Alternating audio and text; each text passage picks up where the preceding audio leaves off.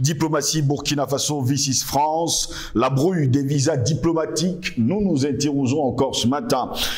Burkina Faso, on parle justement de contre la France, la brouille des visas diplomatiques. Nous nous interrogeons encore ce matin.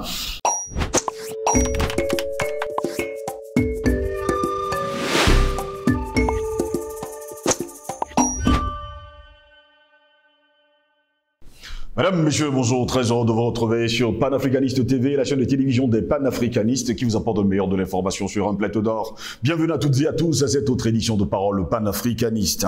3 mois après le coup d'État d'Ibrahim Traoré, lors duquel plusieurs intérêts français avaient été attaqués, Paris n'a pas su s'adapter pour renouer avec le pouvoir. Les jours sont comptés pour l'ambassadeur de France, Luc Alade, et le départ de la task force Sabre, qui se prépare d'ailleurs de ce côté-là. Après la prise de pouvoir au Burkina Faso par le capitaine Ibrahim Traoré, les autorités se montrent réticentes à l'idée d'accepter l'appui opérationnel de Paris. Un possible retrait de la force Sabre est désormais évoqué par le ministre français des Armées, Sébastien Lecornu.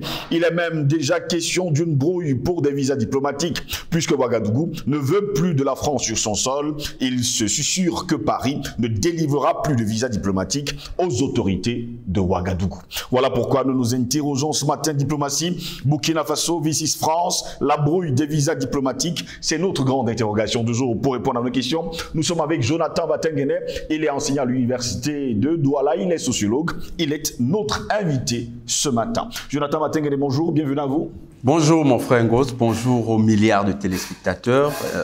Surtout, il faut dire un véritable succès qui se profile parce que de plus en plus, les panafricanistes convaincus se concentrent sur l'objectif final, c'est-à-dire la victoire, et se mettent autour des foyers d'alimentation de l'énergie panafricaine. C'est par exemple le média que vous animez, parce que mon frère Ngos, vous êtes aujourd'hui un des gardiens du temple. Et on peut dire que ici, c'est carrément là où on attise les flammes du temple. Parce que dans un temple, là où il y a le feu, c'est là où on lit la parole. C'est les zones qui sont illuminées dans l'obscurité. Et puisque l'Afrique est en train de sortir de sa grande nuit, vous êtes cette flamme-là qui permet aux Africains de lire leurs textes, leur orientation vers la solution. Merci à vous, Jonathan Batengene. J'espère que vous allez bien. Oh, je vais très bien. Il y a une petite grippe qui a certainement inauguré l'année 2023. Mais cette grippe aujourd'hui est vaincue avec les bonnes décoctions de chez nous, le ngulbetara comme on dit chez nous. Oui. Ça a bien agi et nous disons merci également à tous ceux qui nous ont apporté leur soutien pendant cette période. Merci à vous, Jonathan Batengene, d'être là ce matin pour répondre à nos questions. Nous parlons justement de la diplomatie Burkina Faso vs France, la brouille des visas diplomatiques. Là-bas, Jonathan Batengene, il se susurre d'ailleurs que Luc Alade, d'ailleurs, c'est un secret de polichinelle, doit quitter entièrement et totalement le sol burkinabé dans les heures à venir. Mais également, il se susurre que Paris est en train de prendre des décisions à l'emporte-pièce, déclarant haut et fort qu'elle ne délivrera plus de visas diplomatiques à certains hauts fonctionnaires de l'État burkinabé. Ce n'est même pas, ils n'ont pas murmuré, hein. Ils l'ont dit clairement. Nous l'avons de sources sûres à Ouagadougou. L'ambassadeur a communiqué de manière orale, dit que les procédures pour ceux qui sont détenteurs de passeports diplomatiques ou de services seraient durcies et donc seront durcies. Et que lui, il n'est plus prêt de délivrer des visas vu que les autorités burkinabées l'ont désigné persona non grata. Il a répercuté cette information jusque dans le haut consulat à Bobo-Dioulasso. Donc, c'était devenu clair que pour ceux qui ont les passeports de service, c'est-à-dire les élus de la nation burkinabé, ceux qui ont les passeports diplomatiques, c'est-à-dire le corps diplomatique du Burkina Faso et tous ceux qui sont apparentés, ne pourront plus facilement se déplacer ni en transit sur la France, ni sur le territoire français. C'était donc une mesure qui exigeait la réciprocité parce que le Burkina n'est pas un État réactionnaire. Le Burkina n'est pas une république bananière. Le Burkina, c'est une république qui fonctionne sur les mécanismes de l'État de droit. C'est un État responsable, respectable et respecté et qui entend garantir ce respect en appliquant les règles de réciprocité. Donc, le président Traoré, nous lui disons bravo au digne président pour cet acte, a pris une décision en demandant au ministre des Affaires étrangères de durcir également les mêmes conditions pour le personnel diplomatique français. Et il a bien précisé que c'est en réponse à ce qui avait été annoncé déjà à son personnel, donc à ses collaborateurs. Donc, c'est des mesures qui rentrent dans le cadre de l'animation de la vie politique mondiale. Nous pensons qu'avec la jeune Française, va se rendre compte un peu plus qu'elle n'est pas en territoire conquis, qu'elle n'est pas face à une colonie ou une néocolonie. Elle a en face un État de droit, un État pleinement gouverné et un État qui entend se faire respecter par tout autre État. Pourquoi est-ce que Luc Alade ne quitte pas le sol burkinabé depuis que les autorités lui ont servi justement cette lettre pour lui dire qu'il est persona non grata désormais sur le sol burkinabé? Vous savez, on découvre beaucoup de choses avec aujourd'hui les situations de libération en Afrique. On ne savait pas que la France n'était pas un pays qui respectait les volontés des autres. Ils nous ont fait comprendre que non, lorsqu'on vous signifie de libérer un territoire, vraiment, il faut le libérer. Après, vous avez des mécanismes, vous savez, un peu le charabia, de juridisme qu'on nous enseigne à l'école. Sinon, il y a des procédures, il y a des usages diplomatiques, il y a des mesures, il faut être pondéré, il faut d'abord réagir, Quand le Mali avait décidé de chasser les bases militaires françaises, Mali a notifié la France. Il faut dégager votre affaire là. Pour nous, c'est une affaire d'insécurité. Nous entendons réorganiser. La France qui avait même pendant longtemps claironné en disant « Nous allons quitter si les soldats russes arrivent ». On a vu la France dire « Nous, pour enlever les conteneurs, ça va prendre 6 mois ». Les conteneurs, mon frère Gauss, disent que pour enlever les conteneurs, ça va prendre 6 mois. On se demande si c'était un port qu'il fallait faire déménager. Que non. C'était juste des conteneurs empilés, aménagés en guise, comme des bureaux pour l'occasion. Donc, les Français ont mis 6 mois pour déménager des conteneurs, alors qu'en Irak, on les a vus déménager des conteneurs en moins d'une semaine. Pardon, en Afghanistan, en moins d'une semaine. On a même vu les États-Unis déménager leurs conteneurs dans des très grandes bases en 2 jours.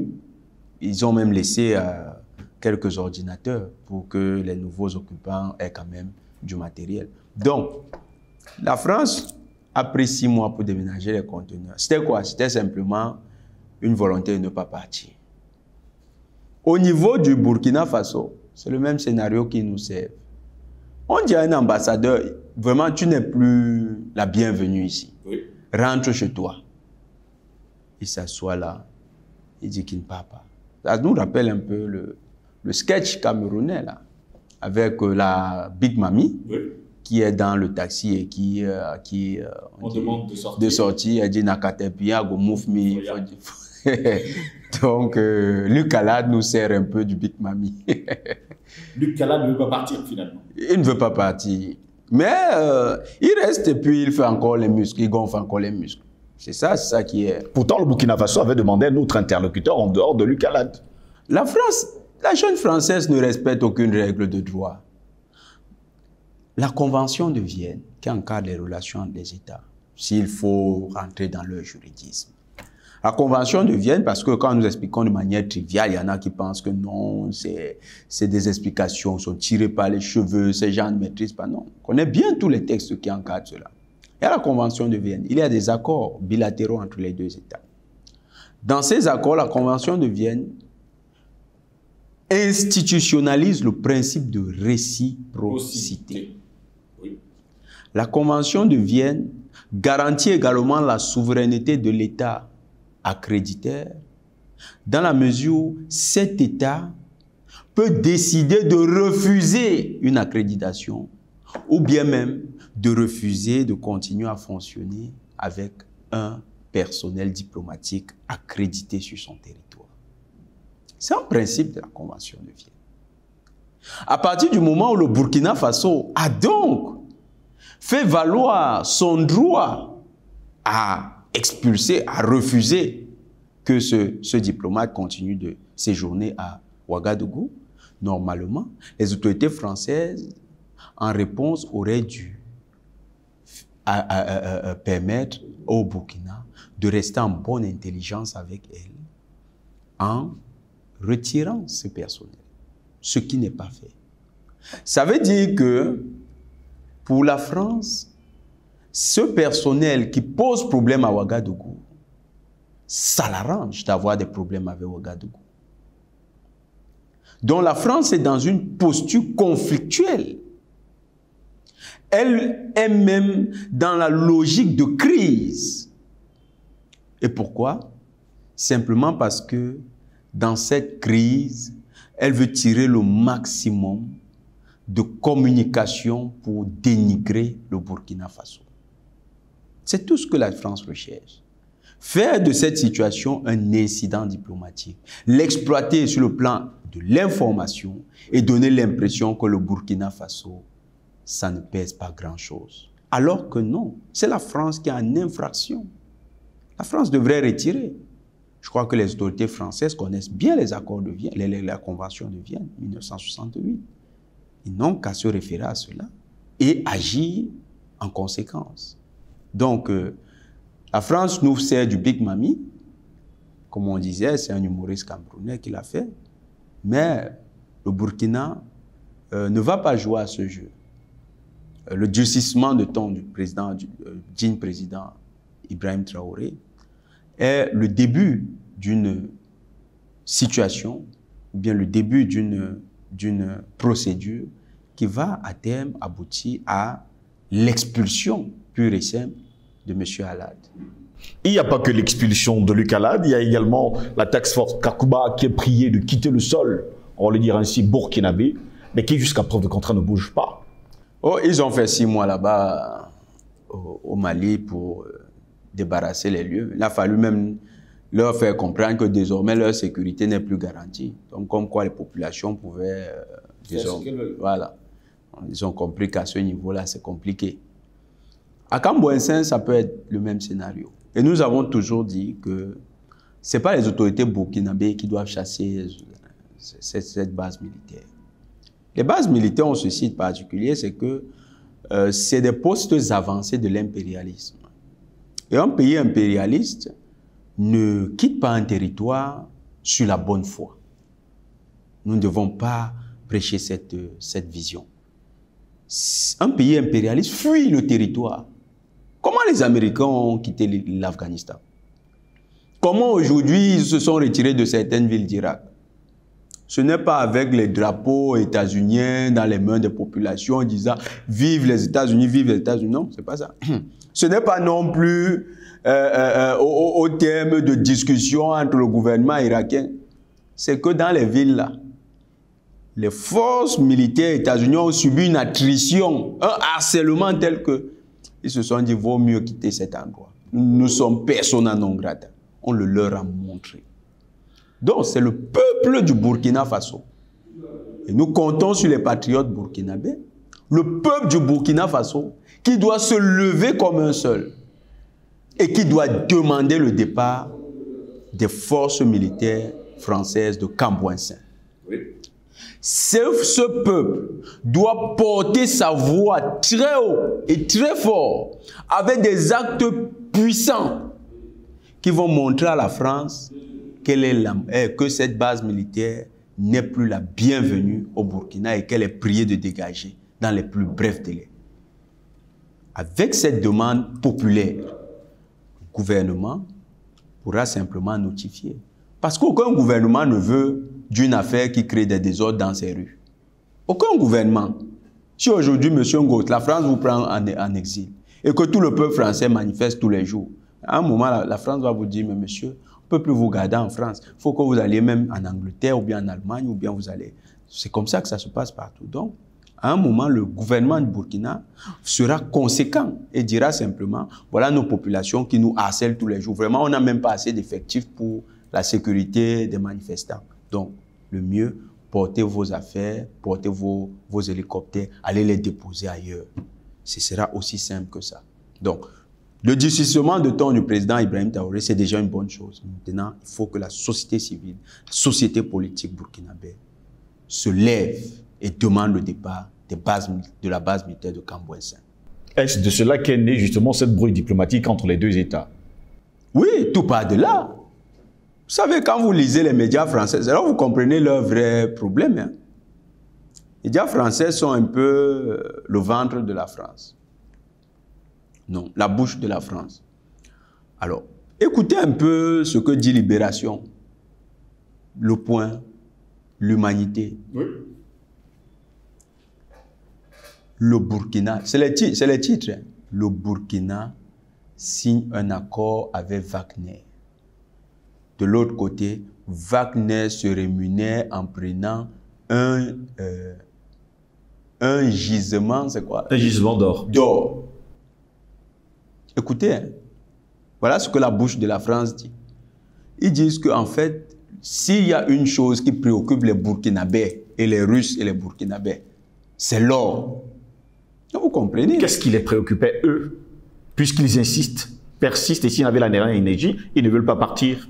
Il y a un principe que les chrétiens ont, ils disent, c'est de l'abondance du cœur. Que la bouche parle. Que la bouche parle.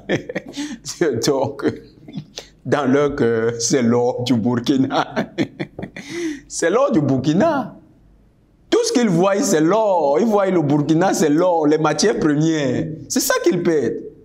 Leurs militaires étaient là pour créer de la diversion, la dissuasion et tout ce qui est dans le cadre des techniques de conservation du pouvoir. Mais le plus important, c'est ça. Le nerf de la guerre, les ressources naturelles. Celles qui permettent l'enrichissement et qui classaient la France à un très bon statut dans la hiérarchie des pays riches et développés dans le monde. Donc, cette France voit tous ces biens-là qui vont désormais appartenir au Burkinabé et se dit, on va laisser tout ça. On ne quitte pas. C'est pourquoi ils font du forcing au niveau de Camp-Bouessin. C'est ça qui explique tout ça. C'est aussi simple que ça. Ils veulent à tout prix garder une mainmise sur les ressources du Burkina. Parce que leur bouche n'a de cesse que de crier que ces ressources passent entre les mains des autres. Donc, ça montre que, au cœur de l'appareil français, la seule chose qui tienne vraiment au Burkina, c'est les ressources naturelles du Burkina. C'est ces ressources qui expliquaient leur présence militaire et tout le patatras qui était fait au niveau de la mafia étatique au Burkina. C'est cette mafia-là qu'ils veulent maintenir. Il faut dire quand même que les autorités burkinabées ont reçu ces derniers jours 2 visites, non des moindres. Il y a déjà la secrétaire d'État française qui était de ce côté-là. Juste après sa visite, on a eu également Oumarou Embalo Sissoko qui est également passé du côté du pays des hommes intègres. Et dans leur langage, il faudrait que la France fasse partie des pays qui vont lutter contre, on va le dire, le terrorisme. Et d'ailleurs, Oumarou Embalo Sissoko déclarera plus tard que la France sera utile justement au Burkina Faso pour lutter contre les terroristes. Est-ce pour impressionner alors, imposer aux autorités de garder encore la France sur le sol burkinabé? Oumarou Sissoko Embalo, c'est le caniche de Ouattara. Oui. On ne va pas dire tenu par dans la selle de Macky Sall. Tu as dit le caniche et Macky Sall, c'est la selle. Et Macron balade ce caniche de temps en temps sur les territoires africains. Voilà l'image caricaturale de ce qu'est Oumarou Embalo Sissoko. Il n'a pas une voix propre. Il porte la voix de toutes ces 3 personnes-là. Ouattara, Macky Sall et leur boss Macron. C'est tout ce qu'il est venu faire. Sissoko, sa voix ne compte pas. Vous savez, il est tenu lui-même par une situation tout à fait bizarre. Parce que son pays a été mêlé au narcotrafic. Et vous savez que c'était un général. Et le grand narcotrafiquant, c'est en Côte d'Ivoire. Donc, vous voyez les relations. Tout est parti du marché de la drogue. Et il y a eu beaucoup de combines. Aujourd'hui, on sait que le frère de Macky Sall, c'est lui-même, il est empêtré dans toutes ces magouilles. Donc, ça ne serait pas exclu que Macky Sall en sait quelque chose. Macron, qui est une sorte de patron tutélaire à la fois du Sénégal et de la Côte d'Ivoire, utilise leur caniche pour exercer ses volontés ou bien pour manifester ses volontés dans le cadre des dossiers soit maliens, soit burkinabés. C'est tout ce qu'il est venu faire. Donc la représentante de la France n'était en fait qu'appuyée par un autre représentant de la France. Sissoko Embalo ne représente pas la CEDEAO. Sa voix ne compte pas pour la CEDEAO. Il parle pour la France dans ce dossier-là.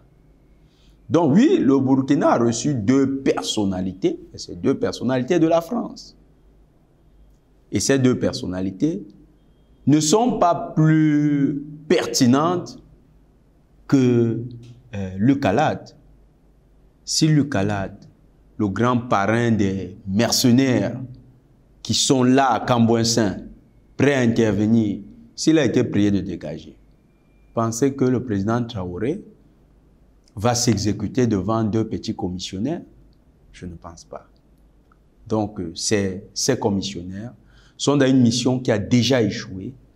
Et ce que nous pouvons simplement dire, c'est que le larbinisme ne rehausse pas l'image d'un dirigeant. Que les Embalo Sissoko soient les derniers d'une génération. Pour terminer avec vous, Jonathan Batinguene, pensez-vous que Ibrahim Traoré tiendra jusqu'au bout? Oui, nous lui faisons confiance. Le capitaine Traoré est sur les traces de Sankara. C'est ici que nous avons parlé de ça. Oui. Il est en train de suivre le grand Sankara. Et nous savons qu'il va réussir ce combat. Parce qu'il y a des signes qui ne trompent pas. Il n'est pas hésitant. Il ne se laisse pas corrompre à la facilité. Il ne cherche pas des solutions faciles, qui arrangent, qui sont conformistes, qui plaisent aux Occidentaux. Il a pris le chemin difficile de l'émancipation. En termes d'image, c'est un jeune. Il aurait pu vouloir l'opulence, le rayonnement international. Et quand je dis rayonnement international, c'est du point de vue occidental. Oui. Les plans de carrière mirobolants au détriment du bien de son peuple. Il a sacrifié cela. Même son propre salaire, il a mis à contribution. Ses avantages de chef d'État, il les a mis à contribution pour son pays. Quand un homme prend ce chemin, on sait que difficilement il revient sur de mauvaises voies. Il est non seulement sur le chemin de Sankara, mais nous avons foi que s'il continue dans cette lancée, on pourra avoir un Kadhafi au Burkina Faso. C'est-à-dire un homme qui va créer des conditions exceptionnelles pour son peuple, comme le peuple comme le peuple libyen sous Kadhafi. Il peut le faire. Il est en train de le démontrer. Il est jeune et il a beaucoup de confiance en lui. Il commence à être très bien entouré, vivement, que cet entourage se densifie et que cet entourage reste lui-même convaincu de la cause. Comme disait Sankara, la patrie ou la mort, nous vaincrons. La patrie ou la mort, nous vaincrons. Merci à vous, Jonathan Batinguene, d'avoir été avec nous ce matin. C'est moi qui vous remercie, mon frère Ngos. Mesdames, Messieurs, plaisir de vous retrouver très prochainement pour une nouvelle édition de Parole panafricaniste. Restez du Panafricaniste TV. L'information est en continu sur notre chaîne, 24h sur 24.